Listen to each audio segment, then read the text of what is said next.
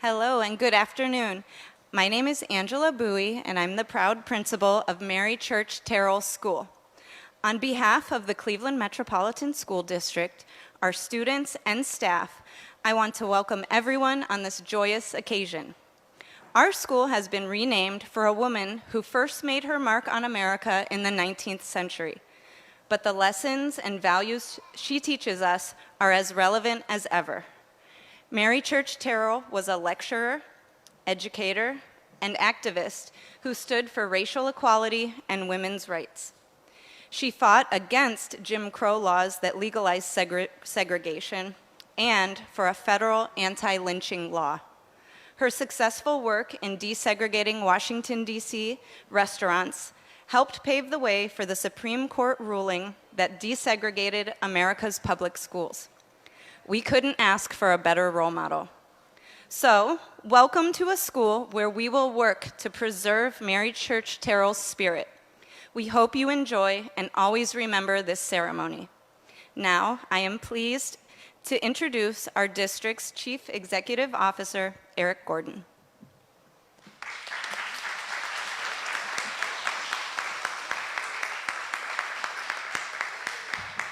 Well, good afternoon, MCT Lions. Let's hear you roar. Where are you, Lions?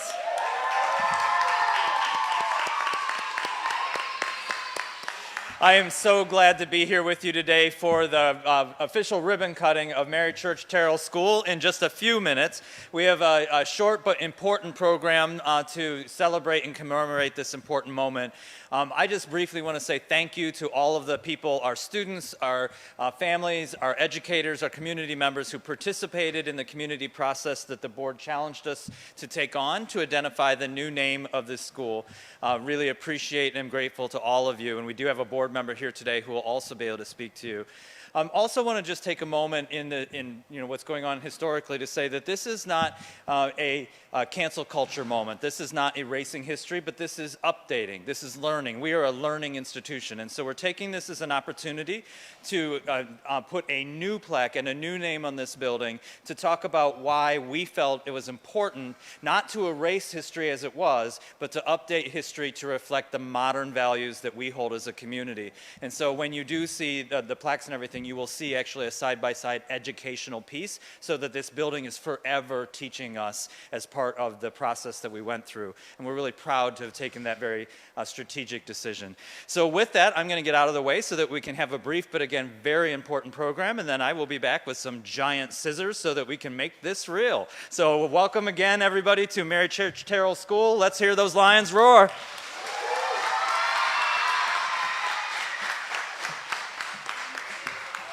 All right.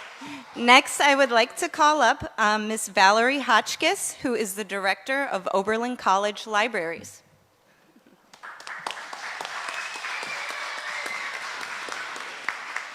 Thank you. I come up from a school where we were Eagles, not Lions, so I'm not sure who wins in that battle, but I think we're both strong.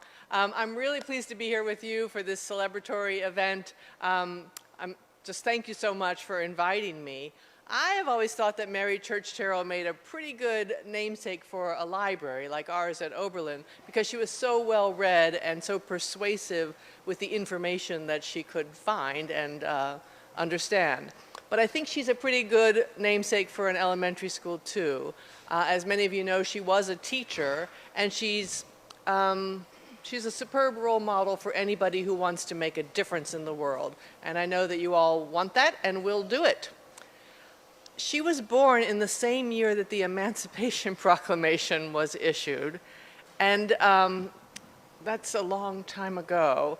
She then, a couple decades after that, was a leader, a real leader in the suffrage movement to get the right to vote for women. And then a couple decades later, she was out there again working to desegregate the schools, as you know, and she lived to see the Brown versus the Board of Education decision made, died just 2 months later. So she saw that work to its fulfillment. In her long life, she knew and worked with Booker T. Washington, W.E.B. Du Bois, Frederick Douglass. that's a friend of Abraham Lincoln's, and she was working with him in the 1880s and 90s. She was very young, he was very old, but they were side by side working on this anti-lynching work that was mentioned. And then she probably also knew Martin Luther King Jr. as a young man when he was getting started in the 1950s. So quite a span. She co-founded the National Association for Colored Women and was a charter member of the NAACP when it included men and women. An eloquent speaker for women's rights here and abroad, a terrific student at Oberlin who took the gentleman's course of study, which was 4 years instead of the ladies' 2 years of study. And she studied classics. She was fluent in Italian, French, and German. A pretty impressive woman. She came from a very well-to-do background, which might not be apparent at the outset, because someone mentioned that her parents were enslaved. But as I mentioned, she was born when the Emancipation Proclamation was issued. So her father very quickly became one of the earliest African-American millionaires in the United States. And she could have just used her brains and culture to have a nice life, not worry about politics or people that weren't like her, but she did not. She saw injustice and she spoke out eloquently. She used her brain power for good. She saw American citizens who didn't have the right to vote just because they were women. She saw American children who didn't have the right to go to the schools they wanted to go to because they were segregated. And she saw Americans of every gender, race, and type downtrodden and prejudiced against just because the color of their skin. She saw that we could do better. She thought we could do better, and she worked for us to change laws and to change minds so that we did do better, or have done better at least at some times, and our laws are better than they were. She was an activist until her death in 1954. I don't know if you all know this. This is important probably for elementary school to know. She's not, by her friends called her Molly, not Mary Church Terrell. So you might want to call her Molly. But she's this link for us between the Civil War and the Civil Rights Movement. That is a long span of history, and she was instrumental at all the important moments for social justice, for women's rights in the interim, in that period. So we're really proud to have her as a namesake, and I think you should be proud, too, to have her at your school. But I don't want to just stand up here and say how great she was and how great we are to choose her as our namesake, even though we are, both of us. I also want to be here to forge some connections between our library, our school, and your school in some meaningful ways. I hope, of course, that you'll come down on field trips. We'd love to have you in Oberlin. It's a lot of fun down there. But we would also like to maybe provide books for your library, or we were talking about sending librarians up to help put the library in order and get things in shape. We can teach you about how to be a better Googler. I know everybody thinks we can get to all the information we need, but all the information that's out there is not necessarily good information. So being able to distinguish that, just as Mary Church Terrell was able to use information to do good, we would like to help you do that too. Anyway, I'm sure there are many ways that we can collaborate, and I'm really looking forward to it. Thanks again, and congratulations from me and from everyone at Oberlin on this important day.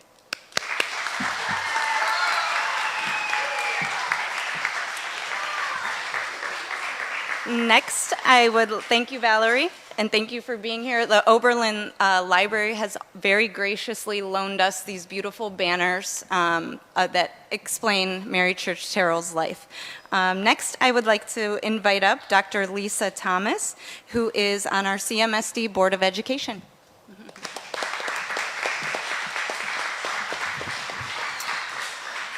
Thank you. Thank you, Principal Bowie. Hello, everybody. I think it was Jiminy Cricket who said dreams really can come true, and today is a dream of mine coming true. I first heard of Louis Agassiz when I was in graduate school about 20 years ago, studying for my doctorate in philosophy and government. I was studying public administration, the running of public institutions, and I was taking a class called Logic of Inquiry. Think of that the next time, you know, your English teacher has you write an essay. Yes, the logic of inquiry. How do we know things? How does information come to us? And we studied the greats of history. And Louis Agassiz comes up, and he's a man born in Switzerland who comes to the United States after already earning his doctorate in the natural sciences, studies at Harvard, and contributes greatly to the natural sciences. He studies fish. He studies glaciers. He studies insects. And he contributes greatly to our knowledge of how these insects grow and develop and how glaciers contribute to the environment and to climate. And he really makes his name in fish. And then he begins to study other kind of vertebrates. And what's a vertebrate? It's somebody with a spine and a skull. And he begins to measure skulls of all sorts of different animals, including humans. And he begins to draw some conclusions. And this is in the same time that Mary Church Terrell is growing up, and this is the late 19th century, and people are looking for any reason to cause division among the races. And they use the teachings of Dr. Agassiz to say that some people are just naturally smarter than others because of the size and shapes of their skulls. And as Mr. Gordon said, this is not a cancer culture moment. This is not because the Cleveland Metropolitan School District is woke. It's because Louis Agassiz got it wrong. And until we say it's wrong and look racism in the face, we will do nothing to stop racism, and we will continue to allow people to contribute to it. So today is a historic day because we are saying, Dr. Agassiz, you got it wrong. Thankfully, Mary Church Terrell got it right in her advocacy for women, people of color, and the rights of all people with all abilities. And we've got a beautiful old school with a brand new name and the hope and the desire that we can address our problems. And as the First Amendment says, we have the right to redress our grievances, and that's what we're doing today. Thank you very much.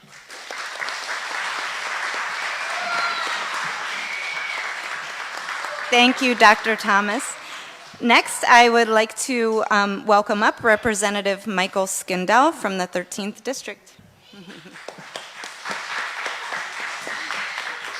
Thank you, Principal Bowie, CEO Gordon. It's a pleasure seeing you again.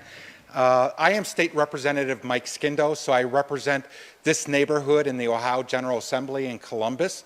I've been proud to represent this neighborhood in the General Assembly for the last 20 years.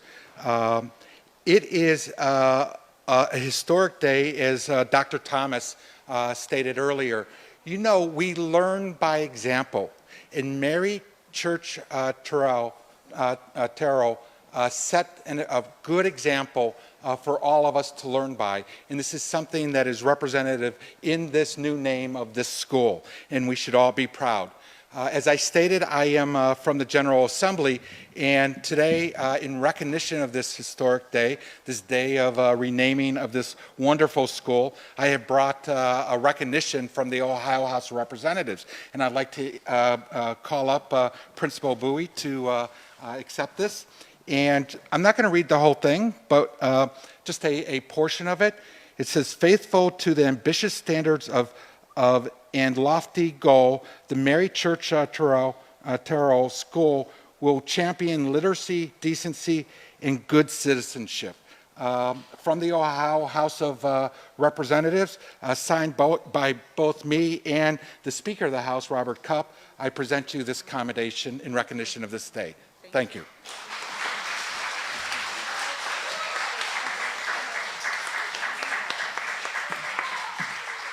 Thank you. And next, I would like to welcome our councilman from Ward 11, Brian Mooney.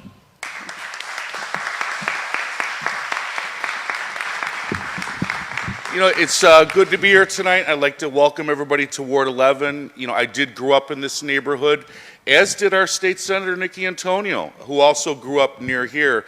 So I grew up, you know, with this school and had an understanding. And this all started 2 years ago when our current council president, Blaine Griffin, and Kevin Conwell, who's a fellow councilman, called me, and they said, listen, we want to talk to you about a school in your ward. And they mentioned Lewis Agassiz. And I said, they said, do you know about him? I said, no, I just know he's a famous guy. And, you know, really probably a lot of these schools, unless you go to the school and you get a report to learn why your school's named after him, you wouldn't know. And so I looked it up, and it became readily apparent that given his history, that I thought it was time to update the name.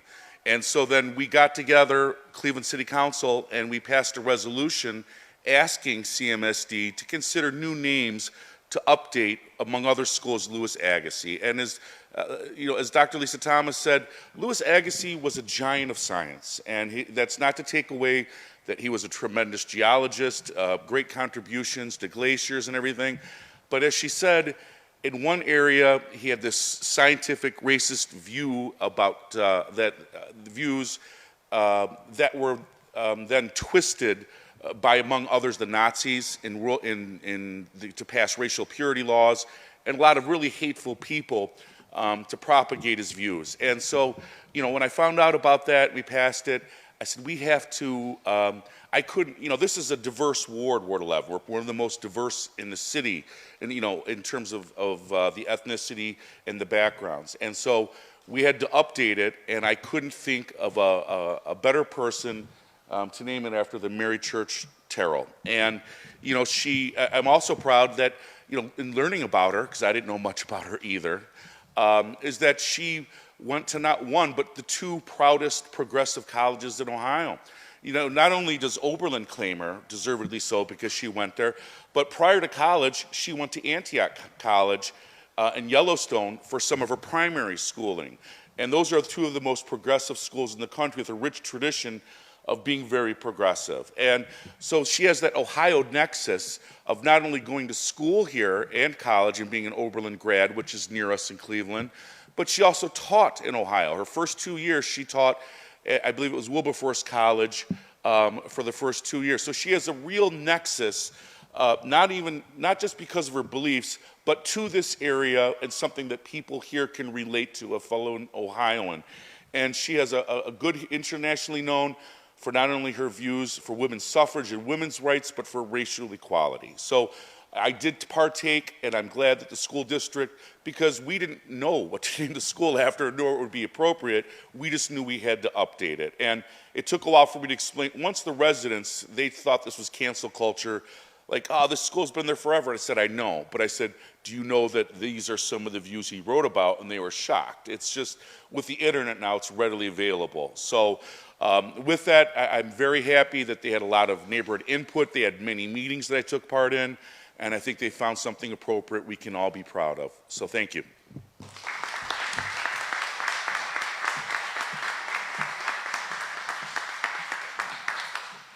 And next, thank you, Councilman. I would like to welcome Senator Nikki Antonio from the 23rd District.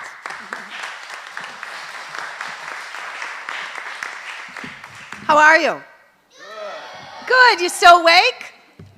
Yeah, you're with us. You're very with us. I'm very proud of all of you, and I'm sure your teachers are right now. Can you tell I used to be a teacher? You are doing an amazing job of staying with us. So my name is Nikki Antonio, and as Councilman Mooney said, I grew up on West 90th. Who knows where West 90th is between Lorraine and Denison, or Lorraine and Clark?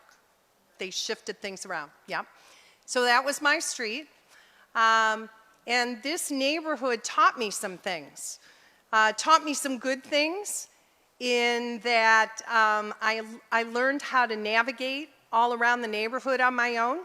I learned how to do that and figure out how to be safe to do that, which sometimes was a challenge because sometimes it was a little scary because things were going on, even a long time ago, that made me feel not so safe. But I also learned the value of friends, so we traveled together, which helped make me feel a lot safer. And a lot of times people told me in my life, especially when I was young, that there were things I couldn't do. I was told I couldn't go to college because, not because I didn't work hard and have good grades, but because my family didn't have money. And so I decided to prove them wrong. And I went to college, and I got not 1, but 2 degrees. And I became a teacher, which is what I wanted to do, and now I'm a state senator. It wasn't in my plan, but sometimes opportunity presents itself, and you go for it, and I did. So one of the things I want to tell you is please, please, please, please be very happy about the new name of your school and be proud of this woman who set an example for us, because my guess is that people told Mary Church Terrell that there were all kinds of things that she couldn't do. When you're the first something, I'm the first woman to ever be the state senator for District 23. Oh, thank you. Thank you. The important thing about being the first is that it means that you had a whole lot of doors closed and people tell you there were things you couldn't do. You cannot believe them. You cannot listen to them. Don't listen to them. If you have a dream, you go for it. And you find people around you who will help lift you up and support your dream. I am sure that that's what Mary Church Terrell did. And I want to say, I hope all of you take her example and follow your dreams as well. Will you do that? All right. All right. Well, Principal, I also have a senatorial citation from the Senate, and basically we are very honored to be a part of this today, this renaming. We want to recognize your school, your dedication to diversity and inclusion. It's an example for the rest of the Northeast Ohio community. You are setting the example for schools, not just in Ohio, but all over the country. I hope you're very proud of that, because you should be. We want to thank you for your exceptional commitment to bettering our region. We are very proud that this school is in Senate District 23 and the state of Ohio.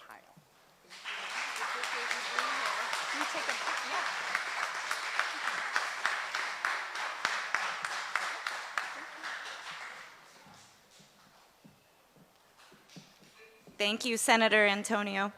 And I will invite up our CEO again for closing remarks, Mr. Gordon.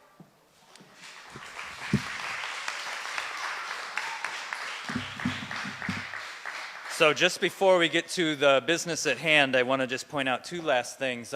Our board charged us to take a look at the names of several schools, 3 of which, this is the 3rd of which we've now taken action on. I see we have a board member, Denise Link, with us here.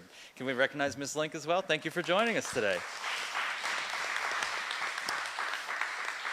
So our board set this charge for us to go to the community to identify potential new names for the 3rd of 3 schools. Not only did our community do that by identifying some of the most important civil rights leaders in our city, in our state, in our nation, but all 3 of the identified civil rights leaders were women. And I think that's worth recognizing as we seek to have a fully inclusive community, not just an ethnically inclusive, but also a gender inclusive. So I want to just recognize that right out loud, young ladies in the audience. And then the other story is just a little talking out of school. Dr. Thomas, when she joined the board several years ago now, I think basically shook my hand and said, "Hi, I'm Lisa Thomas. I'm your new board member. When are we changing the name of Lewis Agassiz School?" So we're here, Dr. Thomas. So with that, I'd ask my dignitaries to step up so that we can do some business. I believe we have some lions that are going to come help me as well.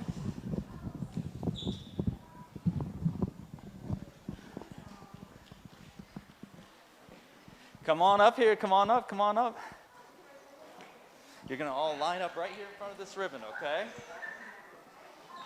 Right in front of the ribbon, and then our guests are gonna get right behind you. Our guests are gonna get right behind you. Well, And they still are. so Dr. Thomas, I get one? Thank you. Oh, wow. so get a couple on this side, a couple on this side, Principal Lee. Thank you. Now, hold on, guys. Let me sneak in here with you. Let me sneak in here with you because we have The big giant scissors. All right, so you're going to help me. You're going to help me. All right, you're going to help me? All right. So put your hand on this one, and don't close it yet. And then I need one. How about let's do this? I'll go between the two of you. There we go. These are really sharp, so be careful. So you're going to put on the bottom one. You're going to put your hand on the top one. Okay, now we're going to practice this so we get it right. So we're going to count down. We're not actually going to cut because we're going to practice this first time. So we're not going to count 1, 2, 3. We're going to count MCT. All right, and then on MCT, we're going to roar because we're the lions, right? So let's practice it. MCT, roar! I heard us up here. I didn't hear anybody out there. Did you hear them out there? No, so we got to practice it one more time. Let's shake this building down. MCT, roar! How do you think they did? Good? Okay, so this one for real. When we say roar, we're going to cut and officially make this Mary Church Terrell School on M. Ready? C, T, roar!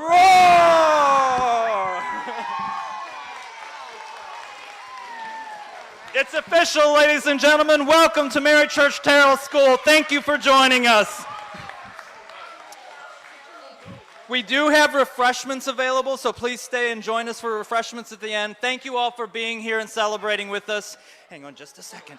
Thank you for being here and celebrating with us as we officially rename Agassiz Mary Church Terrell School. Have a great afternoon.